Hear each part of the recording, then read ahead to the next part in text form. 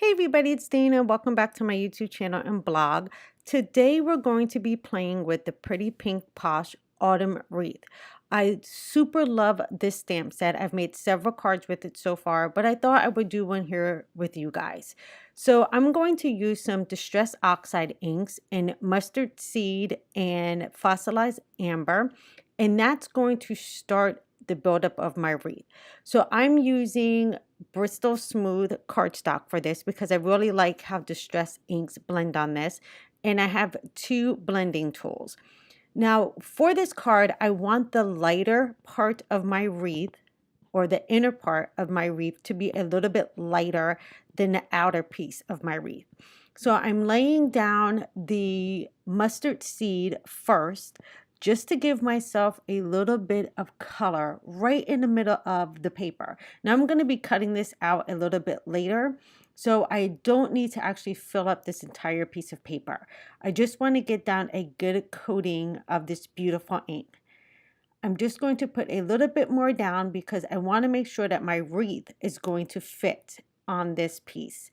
Next, I'm going to come in with the Fossilized Amber, and I just want to add a little bit of color around the edges of this wreath. I just want there to be a really pretty color combo that's really soft and close in color, but just adds a little bit of depth. So I'm just going in, and right around the edge part of that semicircle I've created, I'm just going to lay down that Fossilized Amber. Now you can do this in beautiful fall color combinations, but I really like how these two colors blend nicely. Now I'm going to go ahead and grab my wreath because I need to make sure that it's going to fit in that circle that I created. Now that fits just perfect, so I don't have to add any more ink. I do want to add a little bit of a spritz of water just to get these inks to move a little bit. Now, I'm not using the Distress Oxide ink, so I'm not going to have a lot of the heavy splatter marks. I just want a few here or there. Now I'm going to take out the nozzle out of my spray bottle and just tap on some bigger watermarks. And this is just going to give me a pretty variation of color. Now, since that's set a little bit, I'm just going to take my paper towel or my rag, and I'm just going to dab up some of that water. Since this is not watercolor paper, I don't want to add too much water, and I'm going to go ahead and heat set those colors back. Now, just to make sure, when I do my embossing, I'm going to use an embossing bag, and this is just powder in here to keep my embossing powder from sticking everywhere on this cardstock. So I'm just going to press that down. Now I do want to make sure that this is dry, so I am going to test it before I actually stamp. And as you can see, none of the embossing powder stuck, so I'm good to go. So if you're ever doing this and you're ever working with Distress Oxide inks, you want to make sure that they're dry before you start embossing. All right, now we need to go ahead and start building up this wreath. So I'm going to bring in my MISTI and place that my cardstock in there, and then I'm going to grab the wreath. Now I could have did this with just a large acrylic block, but because this paper has a lot of ink on it, I am wanting to double stamp this just so I get a good impression. Now, if I had did this with my acrylic block, I might be a little bit off, and then I would have to start all over again. And obviously we do not want to do that. So I'm using my ink on 3. This is the Juicy ink, and this is very a clear Watermark ink. So I'm just going to press that down and then bring over my MISTI lid, and I'm going to rub pretty hard on this because we have a lot of delicate little images in this. I just want to make sure that I get those down correctly. So like I said, I'm going to go ahead and double stamp this just again so I make sure I have everything before I bring my embossing powder to this. So I can swing over my MISTI lid again. I can go ahead and rub around. I'm not pressing, I'm just rubbing with the palm of my hand. And now I know I have good coverage.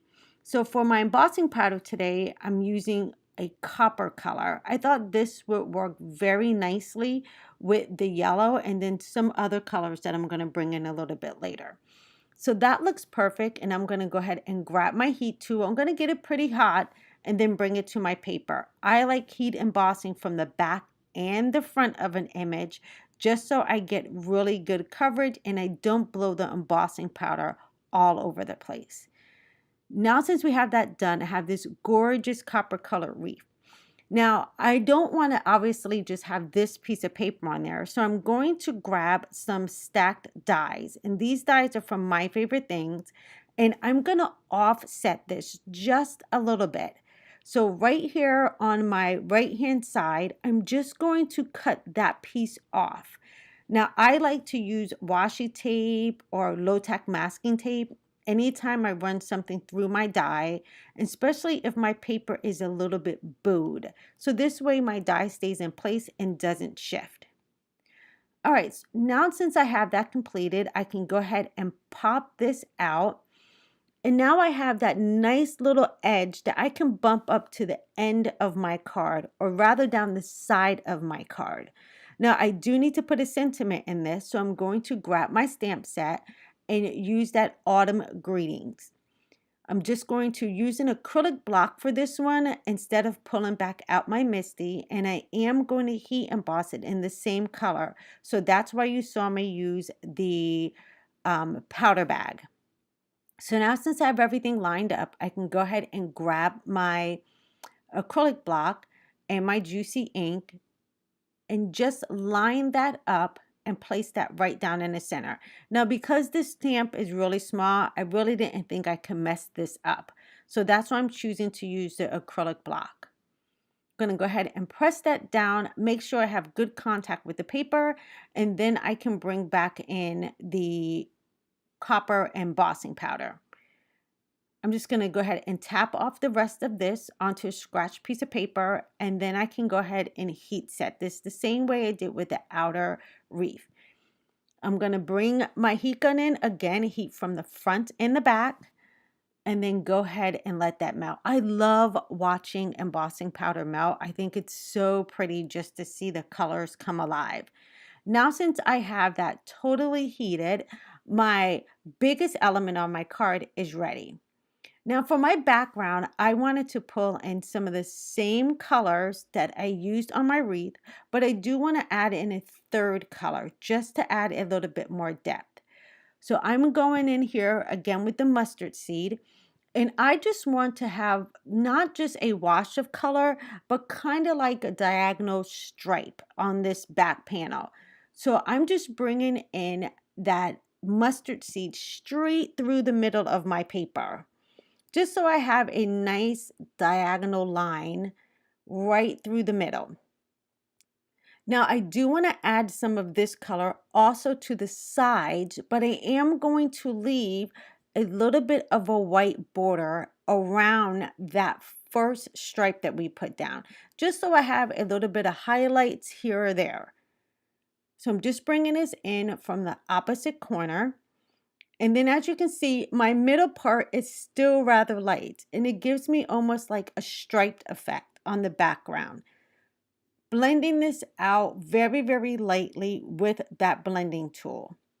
Next, I'm going to come in with my next color, and this is going to be Carved Pumpkin, because I do want to add a pop of orange to this card. I mean, it is a fall card, and I thought this color would blend very nicely with the yellows. Now, I'm not going to take this color all the way up. I just want this to be pops of color on two corners of this card panel. So I'm just softly laying down that color and building it up. I'm not going too heavy-handed on this. I just want to have some variation of color without that orange like totally overtaking the rest of that yellow.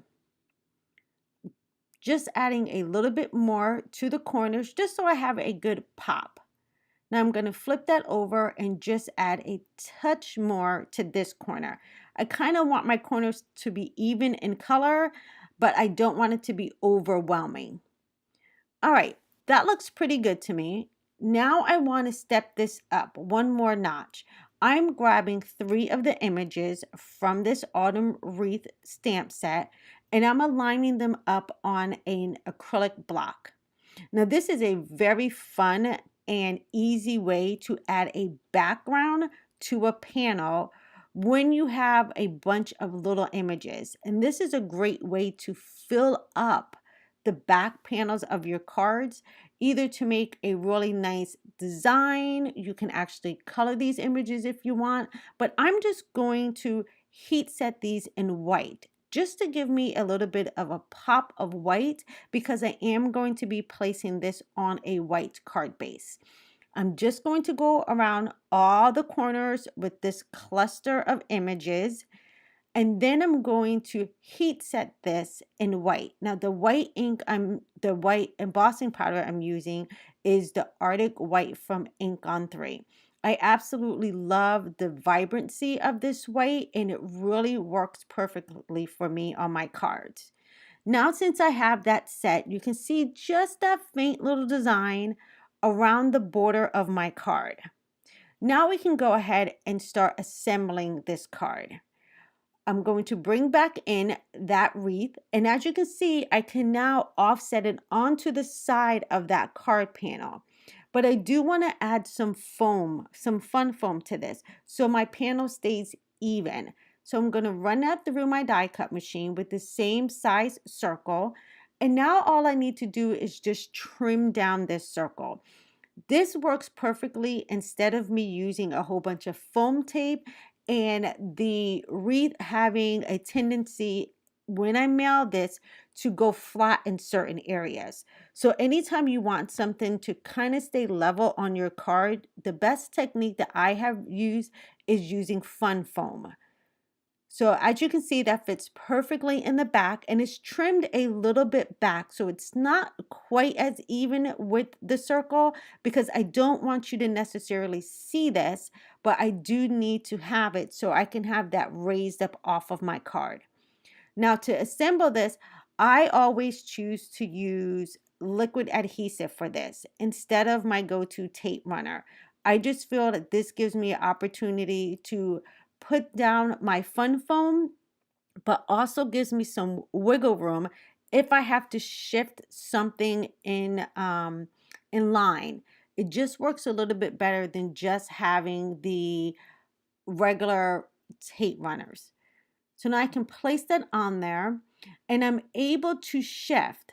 As you can see, I can shift that circle around just to make sure it's not being seen on the other sides, and it's pretty much lined up in the center of my little wreath. Now, I am going to put an acrylic block on this and set this aside to dry. For my card base, I always use Neenah Solar White 110 pound. That is my go-to card base. And I'm going to actually use my tape runner to put this piece down. Now this stamp set is very, very versatile. And if you go over to the Pretty Pink Posh blog, or if you Google this image, you're going to see some beautiful examples of how to use this card. I also have another card on my blog that I did using the same exact stamp set. So you can head on over there and see what that card looks like. Now, since I have the adhesive on the back, I can go ahead and press down this panel. Now, I do have this panel cut down a little bit on every single corner so that I can have a white border. I didn't want this overfilling my card. I did want to have a nice little white border around this panel. Now, I'm going to use that liquid adhesive again. And this is going to allow me the opportunity, like I said before, to like kind of slide things into place. If I use my tape runner, once it goes down, it's pretty much down, and then you have to fight to pull it back up to align something. So this is a great way if you're putting something on your card and you might have to have that little bit of wiggle room to get it perfectly in place. You might want to use a wet adhesive. So now I can slide this into place wherever I need it to be. And that looks pretty perfect. And now I'm going to put that acrylic block back on there again, just to give it some weight. And I only did this for about a minute or so. Now I'm going to come in with my final touches, and this is going to be a very pretty coppery brown sequence. And I'm not going to add too many of these because I don't want it to overpower my card, but I did feel like my card needed just a little something else besides just that wreath. And this brings in the copper and brownie color onto my card base. Now to put this on, I'm using the same adhesive, and this happens just to be the Nuvo liquid adhesive. And I do have a new pokey tool that I picked up off of Amazon that is perfect. I'll make sure to link that below because I was having problems with my other little tool, and this one seems to work perfectly. I'm just going to add the last two of these little sequins, and this fall card's going to be done. I absolutely love how this card turned out and the simplicity of it. All right, everybody, thank you so much for hanging out with me today. Please make sure to give me a thumbs up if you like this video, and don't forget to subscribe. So here's the card all complete. Thank you guys so much, and I will see you in another video soon. Take care, everybody. Bye-bye.